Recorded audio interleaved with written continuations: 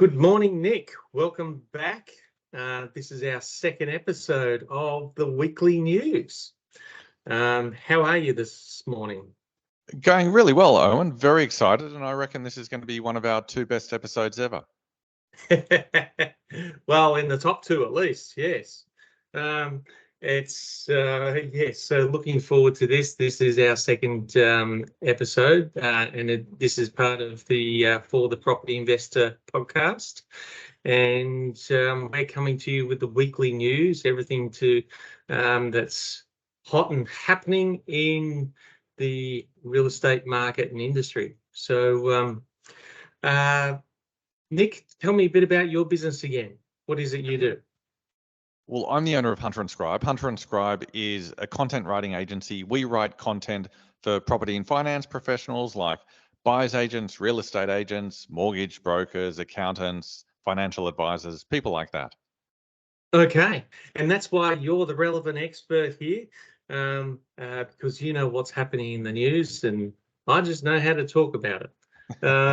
And yes, my business is Leafield Real Estate. We're a national property management business. So yes, we're seeing what's happening on the ground all day, every day in the rental market. So, but let's get into it. What's happening in the news this week, Nick?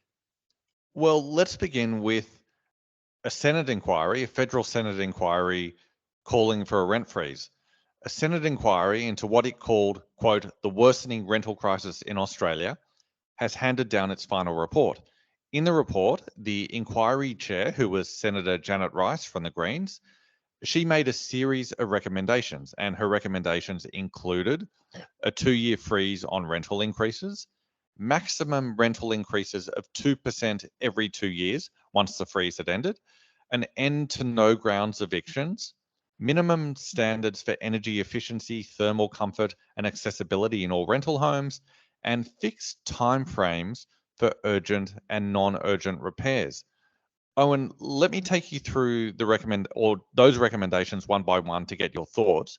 First, should we have a 2-year freeze on rental increases across Australia? If to be able to do that, they would have to freeze people from selling their homes as well, from selling their investment properties. And is that putting us into some kind of socialist communist state as a result? This is ridiculous. I understand what they're wanting to achieve, and I 100% agree with that. But this is in no way, like, they're living in la la land, thinking that any of these recommendations are going to help. So yeah, putting a 2-year freeze, all it's going to do is promote people to sell their investment properties, and that's going to make the problem worse. So when you say it's going to make it worse, is that because it's going to reduce supply, which is going to increase demand? Yeah, basic supply and demand. Yeah, these Greens politicians, they don't understand basic economics. It's just like it leaves me speechless that they just don't understand basic economics. Supply and demand is the way in which we fix these issues. And yes, they're trying to have these short-term gaps, but we've seen what short-term fixes do to problems. They exacerbate them. So yeah, let's focus on actually going through the pain. Yeah, let's be grown-ups and realize that we've got a problem. It's going to be painful, and we're just going to have to button down and live through it until the problem gets fixed. The problem is that all politicians, it's not just one particular party's fault. Subsequent governments haven't seen this tsunami coming, and they haven't done things to fix it. And if anything, they've done things to make it worse, because they wanted to get the short-term fixes for the short-term gains, which is which is how they work. Okay, so it sounds like you oppose the senator's idea for rental freezes, but I'm sure that you support her idea that once this rental freeze is over, rental increases should be limited to 2% every 2 years. Do you support that? Come on, Nick, you're just baiting me now. 2% a year. I mean, that's not even at the moment keeping up with inflation. Sorry, 2% every 2 years. Every 2 years. Well, it's even more ridiculous. It's twice as ridiculous. I mean, it's in no way even keeping up with inflation, and let alone market conditions.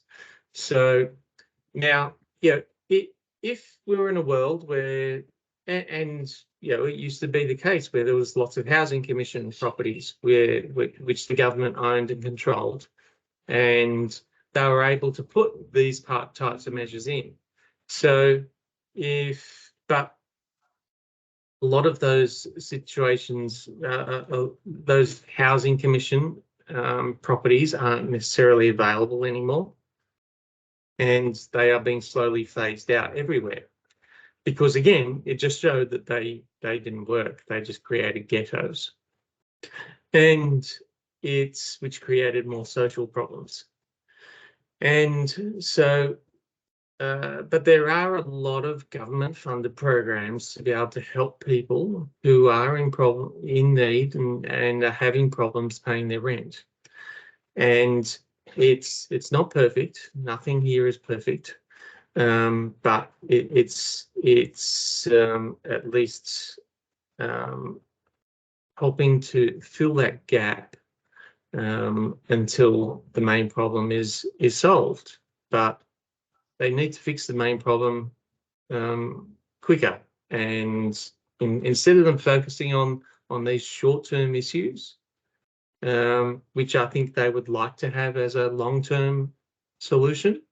We're going to be living with this for a long time. Well, going back to what you said earlier, Owen, and tell me if this is a fair summary of the points you were making.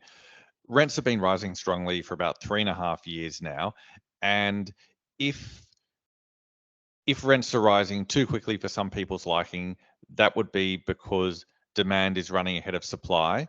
But if we artificially restrict rents, and if investors can't charge a fair market rent, quite a few of them are going to sell their investment properties. We're therefore going to reduce the supply in the market, and that will actually lead to more demand and therefore worsen the problem.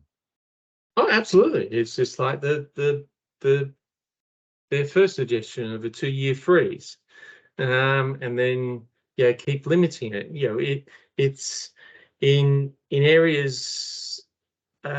Let's take Sydney and surrounds. So in a Sydney, the returns start at like 2 or 2.5%. Now that's already at such a ridiculously low amount. Now that's not the fault of rents not going up, or rents not. It's just rents haven't kept pace with the capital growth. So you don't see the Greens turning around and saying, "Oh, let's put a freeze on capital growth." Like it's what about the poor mortgage holders? That you don't see them asking for a freeze on interest rates. It's effectively the same thing. It's how do they see that it would work long term? And then when you start to implement it, you're going to see a rush of rental increases. And what about for tenants and property owners that have been on a long-term lease and they haven't had the ability to do a rental increase? So their market rent is, say, 2 years old, which could be 30-50% less than what the market rate is. It's like they just haven't thought it through. It's just not practical. Okay, well then let me ask you about another one of the Senator's recommendations. Should we end no grounds evictions for all rental properties across Australia? Yeah, it's and this is coming up in some states, and it's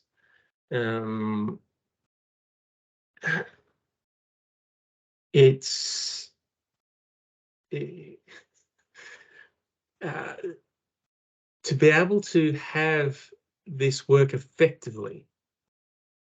I understand the premise of not wanting no grounds evictions, and the reason to be able to give people security of where they're living. But to have a blanket ban on no grounds evictions, it is very difficult to, again, why should the property owner give their asset over to a tenant to live there carte blanche for as long as they want? What if the owner had some plans to move back in? Is that a ground? Is that a good enough reason to be able to ask the tenants to find somewhere else to live? And what if they had plans to knock down and rebuild so that they could move in? Is that a good enough reason? And so they were renting the property out to get a little bit of income to pay for the mortgage, while they went through the long, laborious process at the moment of waiting to start building. So these are all the things that aren't thought of. It's maybe there needs to be two classes of, if the government wanted to guarantee the tenants in terms of rent and the condition of the property, then maybe they've got some, something that's valid to talk about. So let's try and work with these recommendations. If they were serious about wanting private property owners to take up any of these recommendations, what kind of guarantees are they going to put in place for the property owner? This is the only way I see it working. If the government wants to guarantee the rental income and then guarantee the condition of the property when the tenant leaves, then this might work well for an investor who's buying a property purely for investment purposes. What we don't want to see is where a lot of property owners are choosing to not put their property into the general letting pool, and they're renting it out on a short-term basis, like on Airbnb or any of the other platforms that allow for short-term, to be able to have more control over their property. And this is the issue that we're having. We're getting less and less people putting their properties into the long-term letting pool, which is just exacerbating this problem of a lack of housing for long-term rentals. So if there was an opt-in option here with some guarantees, so there were some benefits to opt into this, then it might have legs, but I certainly wouldn't be opting into it. Okay, so the Senator has gotten her first three recommendations wrong. Let's see how she's done with the fourth one. Should there be minimum standards for energy efficiency, thermal comfort, and accessibility in all rental homes across Australia? I don't disagree with that, but why not make it all homes? Why does it just need to be rental homes? Why are we picking on the investment property owner? I mean, we need to remember that it's your average mum and dad just trying to get ahead, who owns an investment property. It's less than 10% of property owners own 3 or more investment properties. So and if they all own them within one state, then they're likely paying land tax. So they're paying their fair share. But when they start putting the burden on, more and more burdens and costs onto the property investor, it comes down to the single investment property owner. And a lot of these times, especially these days, we've got rent investors. So it's not like they own their own home, plus they own an investment property. This is the only asset that they own as a real estate asset. So it's to put more and more of these burdens on the property investor. It's just huge, and I don't disagree with the need for minimum standards for energy efficiency, thermal comfort, and the accessibility of this in all rental homes. But why not make it with all homes? Okay, so it's a maybe to that fourth one.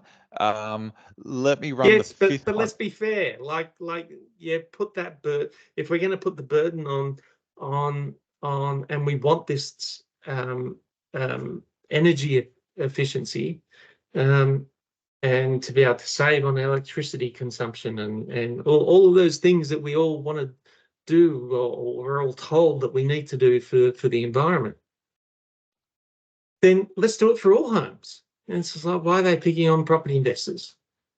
Well, playing devil's advocate, the senator might argue that when it comes to a rental property, the tenant can't really choose what the energy efficiency is like. Whereas if you're an owner occupier, you're free to choose how much energy efficiency you want, and therefore it should be mandatory for rental properties, but not mandatory for owner occupied properties.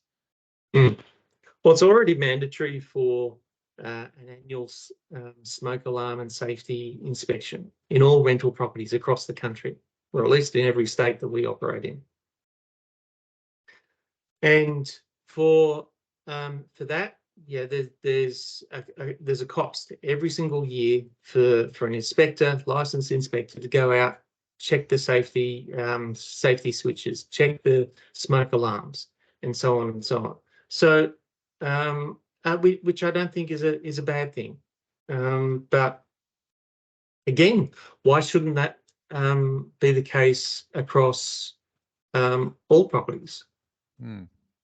Why do we need to only do this for rental properties? Okay, well, let me run the final recommendation by you, Sure. or at least the final one that we've identified for our discussion. Should there be fixed timeframes for urgent and non-urgent repairs in all rental homes across Australia? Oh, that'd be great. It'd make our lives so much easier. Is the government going to supply these tradesmen who are just sitting around waiting for work? Is the government going to supply all the materials to just sit around waiting to be used for when rental properties needs to be fixed? It's again, la land stuff. It's we've got a tradie shortage. We've got supply issues with materials and trying to get an air conditioning fix in the middle of summer.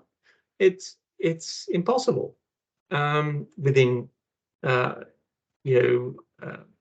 did they give a time frame? Was it 2 days or something? Or it's like, you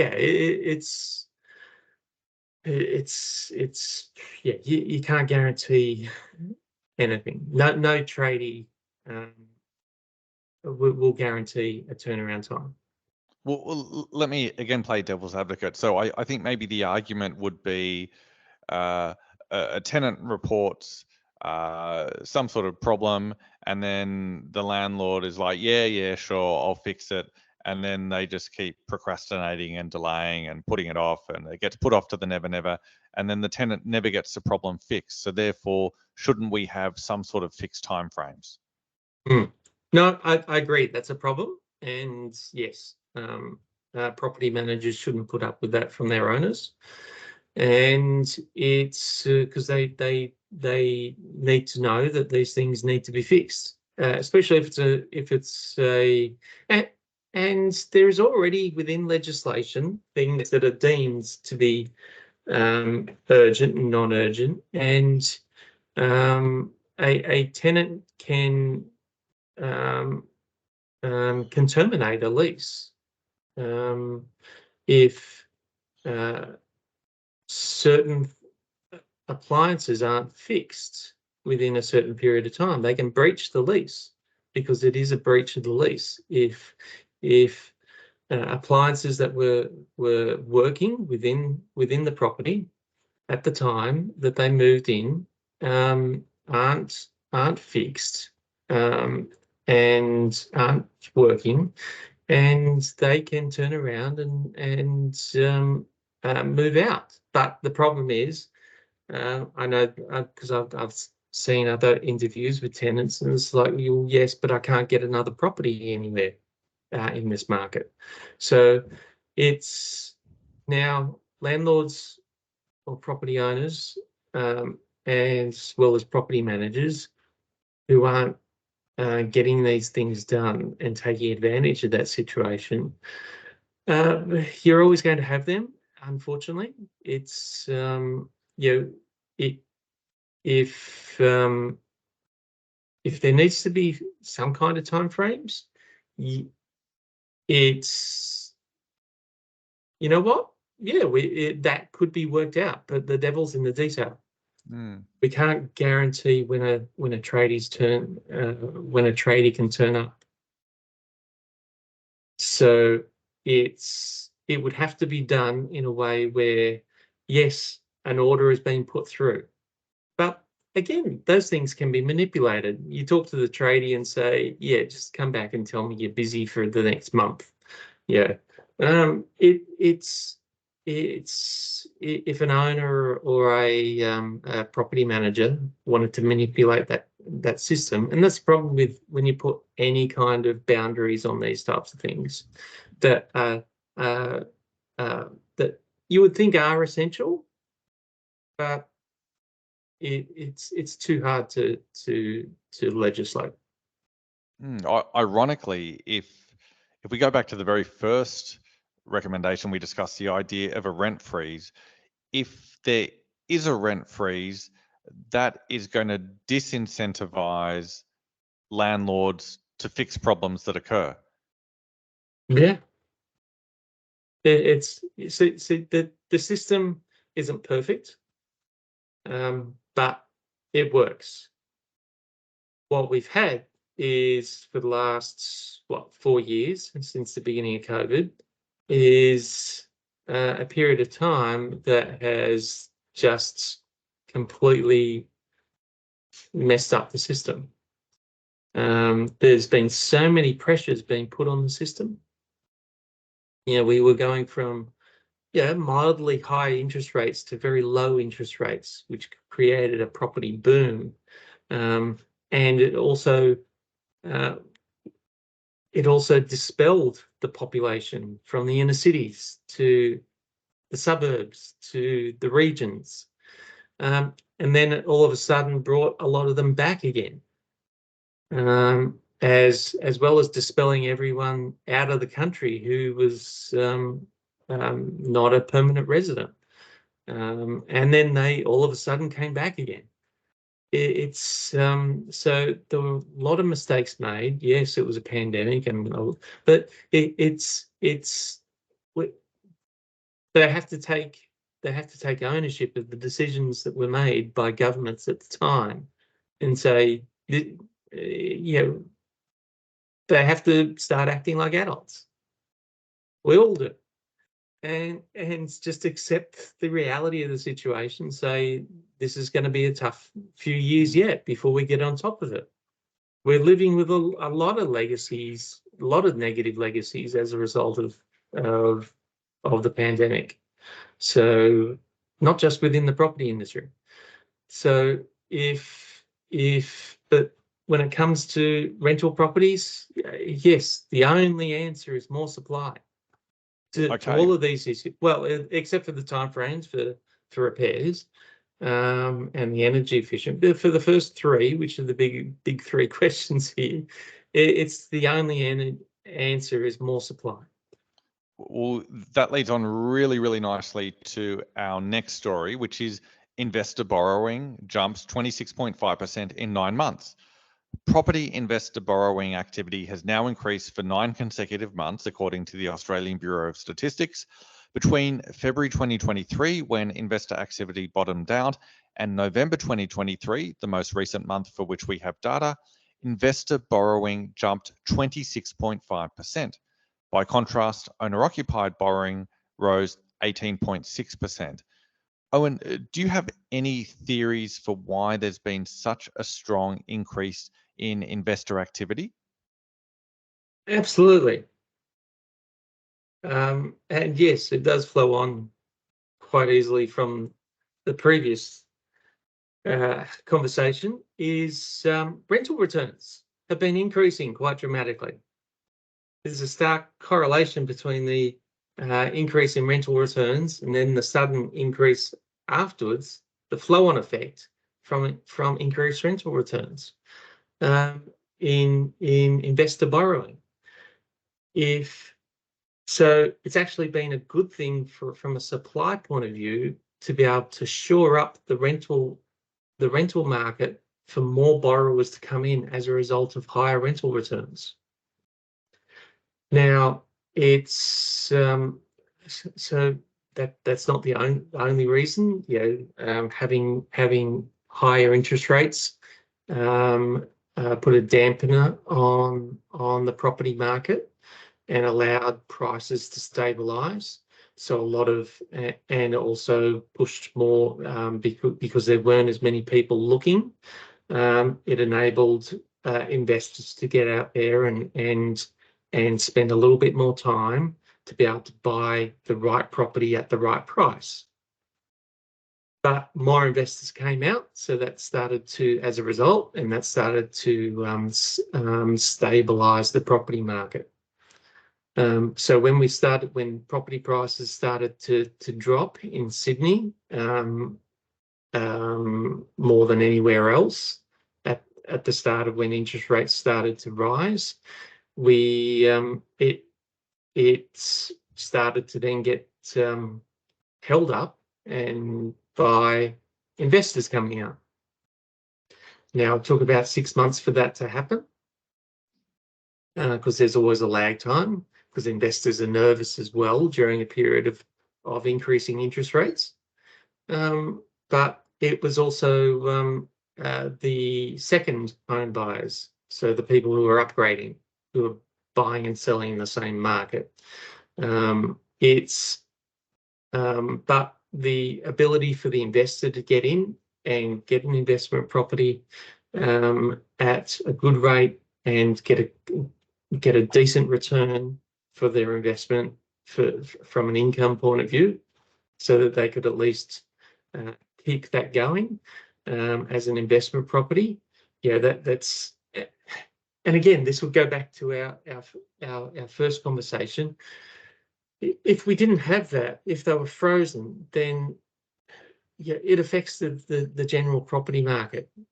If investors don't have a good reason to get back into the market, so it would be disastrous for the property market and for the rental market especially, you'd have more people living in the streets, more people who are homeless. There'd be a lot of investors who just would choose not to rent their property out if they could, or they would go to short-term options. Or they'd start doing it privately, under the table, and that's the last thing we want to happen. because people would get desperate to find a place. In case Senator Rice is listening to our discussion, and I'm sure she is, so Owen, if we get more investors into the market and increase the supply of rental housing, will that put downward pressure on rents? It might still be a while to put downward pressure on rents, but it'll at least stop them from increasing as quickly. And sorry, and just to follow on from that, well, in that case, should we be looking at ways to encourage more investors into the market rather than talking about rent freezes? Absolutely. Absolutely. Yeah, that's the one thing that we could do to try and that's one of the things that we could do to try and help the situation. Well, in that case, I really hope the Senator is listening to our discussion. And let me move on to the next bit of news, which is also related to supply. Why the federal government is going to struggle to meet its housing target. The federal government wants to improve housing affordability by facilitating the construction of 1.2 million new homes in the 5 years from July 2024. However, the latest data from the Australian Bureau of Statistics shows that only 920,000 homes were constructed in the past 5-year period. And we're actually going backwards because the number of new builds that started in the September 2023 quarter was 17.4% lower than the September 2022 quarter. Owen, there has never been a period in Australia's history when we've built 1.2 million new homes in 5 years. Now, the clock for this target only starts from July 2024, so we haven't started the 5 years yet. But do you think we can build 1.2 million new homes in 5 years? It's by all means, it's possible, but a lot of things have to align in the stars and with the planets to be able to make that happen. So is it likely? I don't think so. Is it needed? Absolutely, it is. But you've got the biggest issue is builders being able to secure approvals. So developers and builders to secure approvals. Then you've got them being able to secure finance and the insurance to be able to build. And then it's a supply issue, materials and cost. Yeah, that's been the biggest issue, is this huge increase in building supplies and the ability to get it as well, get access to it.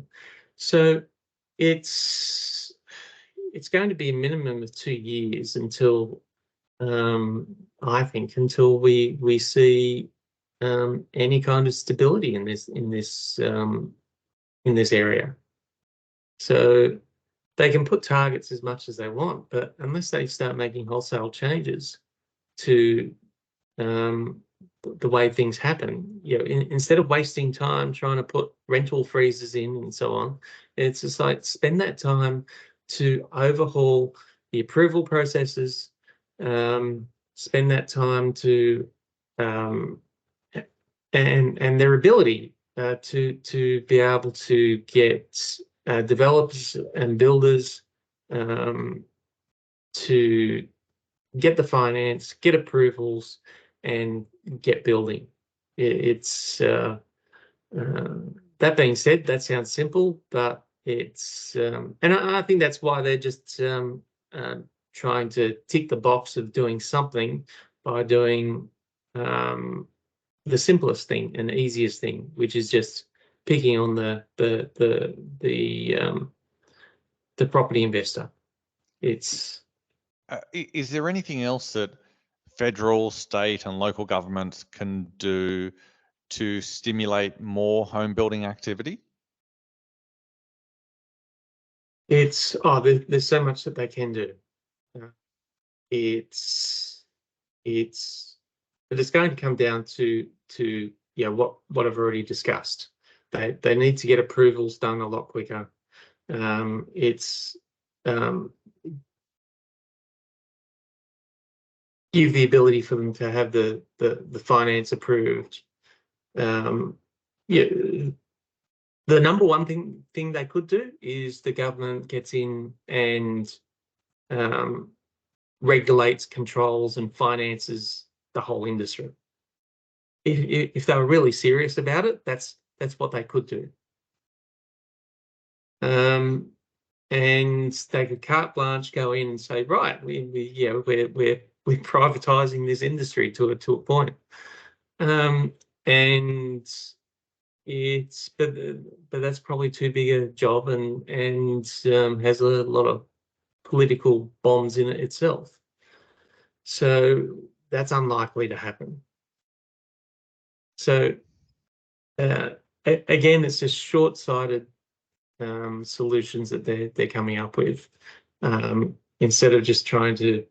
They talk about these goals, but they're taking no real action. They're just kicking the can down the road.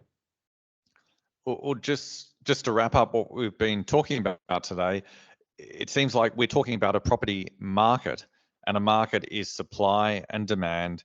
And if we want this market to function well, we need to let market forces work, and we also need to take a long-term view rather than looking for short-term fixes. Absolutely.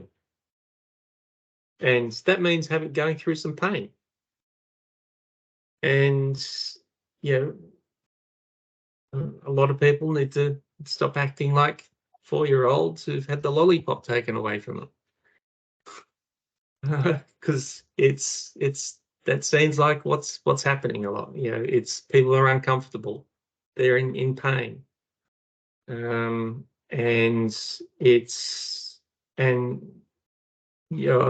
sure you and I are both in that situation as well. And where we felt the pain and cost of living, and apparently the government's going through this, about to go through some kind of summit now, pre-budget. So it's, yes, we were wrapping up, Nick, but you got me on my soapbox today. Well, I'm glad I did. Thanks very much for the chat, Owen. No worries, Nick. And just to summarise, thank you everyone for listening for the Property Investor Podcast. And this is the weekly segment with Nick Bendel and myself, Owen Davis. Nick, I think you mentioned it briefly at the start. If anyone wanted to reach out to you for to use your services, what are your services again, and who is it that should reach out to you? And how can they reach it? We are a copywriting agency. Hunter & Scribe is a copywriting agency for property and finance businesses like buyers agents, property managers, real estate agents, mortgage brokers, accountants, financial advisors. If anyone wants to reach me, Owen, they can email nick@hunterandscribe.com, or they can find me on LinkedIn at Nick Bendel. Okay, thank you, Nick. And yes, I'm Owen Davis of Leafield Real Estate. We're a national property management business, and we work the best with the national focused investors, buyers, agents, as well as local sales agents who want to build a rent roll asset for themselves as well. So please feel free to reach out to us. You're on all the socials, but I know you're mostly active on LinkedIn, Nick. So people should reach out to you there. Same for ourselves here at Leafield. So till next week, Nick. Speak to you then. Thanks, Owen. See you later.